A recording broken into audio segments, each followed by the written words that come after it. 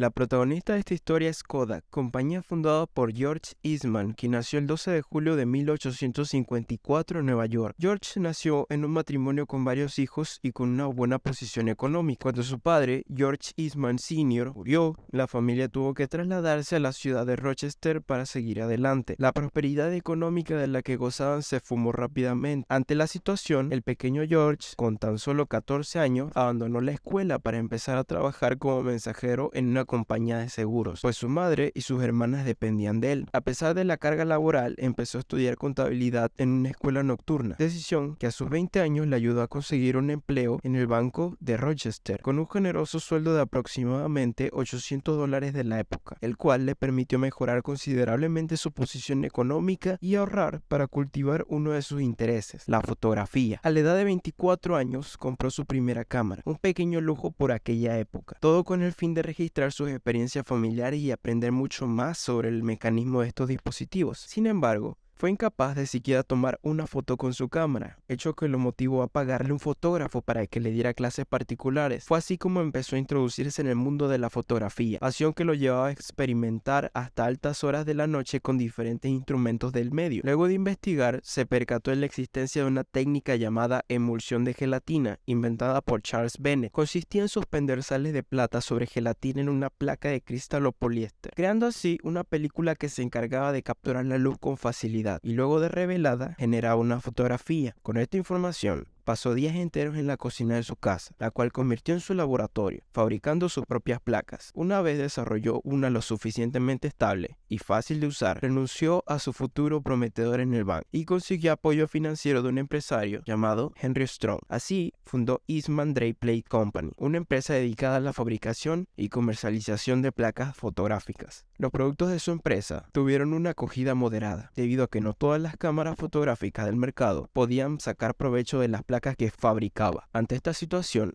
en 1888 se aventuró a crear la compañía Eastman Kodak, dedicada a la fabricación de equipo fotográfico. El 14 de septiembre del mismo año, registraría la patente de su invento más revolucionario, una cámara que funcionaba con un rollo de película fotográfica, a la que nombró cámara Kodak. Para finales del siglo, la fotografía era una labor muy complicada y costosa. Muchas cámaras tenían una vida muy corta, pudiendo realizar tan solo unas 20 o 30 tomas antes de ser desechadas, por lo que las ocasiones para la toma tenían que ser elegidas con bastante cuidado. Además de lo engorrosa que resultaba la cámara, las placas fotográficas también eran difíciles de usar, razón por la que solo los más expertos practicaban la disciplina. Con la llegada del mercado de los nuevos rollos de película y la cámara Kodak, Eastman consiguió que cientos de miles de personas se interesaran por el tema. Meses más tarde, Kodak lanzó la cámara Kodak 100 Vista. Se trataba de una caja de cuero con un lente cargada con un rollo para tomar 100 fotografías. Era fácil de usar, era fácil de transportar. A diferencia de la mayoría de cámaras, que solían ser pesadas y con muchos componentes, ella ya venía cargada y venía lista para tomar 100 fotografías, las cuales posteriormente debían ser reveladas en una tienda Kodak, donde además se encargarían de cargar la cámara con un nuevo rollo. De esta forma, la empresa empezó a posicionarse gracias a que democratizó la fotografía. A partir de entonces, el negocio empleó la estrategia del cebo y el anzuelo, modalidad cuya esencia reside en vender productos relativamente económicos que requieren que el cliente esté comprando otras piezas y repuestos de forma recurrente. En el caso de Kodak, este elemento era el proceso de revelado y la venta de rollos de fotografía. Con esta estrategia, la empresa creció exponencialmente. En 1899 apareció el nuevo carrete que reemplazó el papel por celuloide, y este invento se pudo unir un año más tarde al siguiente producto estrella de la compañía, la Kodak Brownie, una cámara de caja con un sencillo lente de dos caras, una cóncava y otra convexa. La Brownie fue concedida para la venta de los nuevos carretes y salió al mercado con un costo de $1, algo equivalente a $30 actuales. George no solo había revolucionado la industria fotográfica, sino que también generó un gran impacto en el mercado ganadero y de extracción de plata a nivel global, pues para desarrollar sus rollos fotográficos se necesitaba gelatina, la cual era era obtenida de los huesos de animales, principalmente bovinos. Comprar dichos huesos no servía debido a que sus proveedores no podían dar abasto con la cantidad y la calidad de los mismos. Esto obligó a Eastman a fundar una subsidiaria encargada de la crianza de reses para poder disponer de sus huesos. De igual manera sucedió con la plata. En 1923 lanzó al mercado una cámara para cine de 16 milímetros llamada Cine Kodak.